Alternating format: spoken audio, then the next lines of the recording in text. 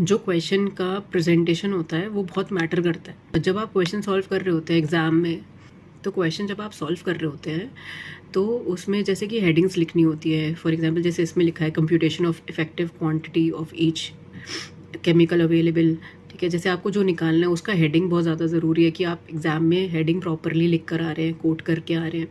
फिर उसके बाद जब हम लोग टेबल बना रहे होते हैं, कोई भी प्रैक्टिकल सब्जेक्ट्स में मैं बोल रही हूँ, जब हम लोग टेबल बना रहे हैं उसमें पर्टिकुलर्स, अमाउंट, क्वांटिटी, ये सब चीज़ें जो भी होती है, डेबिट, क्रेडिट, ये सब ज़रूर लिख के आइए। लेकिन ये सब आप कब लिख पाएंगे? क्या होता है कि एग्ज़ाम में हम लोग सोचते तो कि हम ऐसा ऐसा प्रेजेंटेशन करके आएंगे, लेकिन जब हम एक्चुअल में प्रैक्टिस कर रहे होते हैं क्वेश्चंस की, तब हम लोग ये चीज़ को ध्यान नहीं रखते। हम लोग क्या करते हैं, हम लोग कैलकुलेटर पे क्वेश्चंस कर रहे होते हैं, या हम ऐसे ही क्वेश्चन कर रहे होते हैं, रफली क्वेश्चंस कर लेते हैं, हाथों पे क्वेश्चंस कर लेते हैं, है ना। बट ये चीज़ ठीक नहीं है।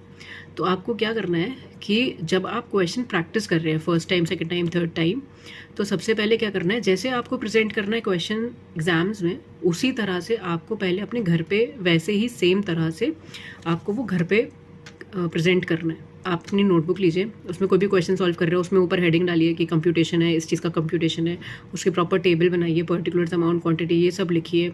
ठीक है, जब आपकी वो प्रैक्टिस में आएगा, तभी जब आप एग्जाम में क्वेश्चन करने बैठेंगे ना, तो आपका ऑटोमेटिकली हाथ चलेगा, कि ऑटोमेटिकली हाथ चल रहा है कि हमने जो प्रैक्टिस किया है वही अपने आप आपके, और उस तरह से आपकी स्पीड बनी रहेगी।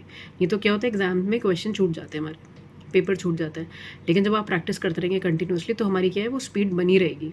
तो इस चीज़ का ध्यान रखिए कि हम एग्जाम में किस तरह क्वेश्चन प्रेजेंट करना है और हमें प्रैक्टिस कैसे करनी है। ठीक है ना।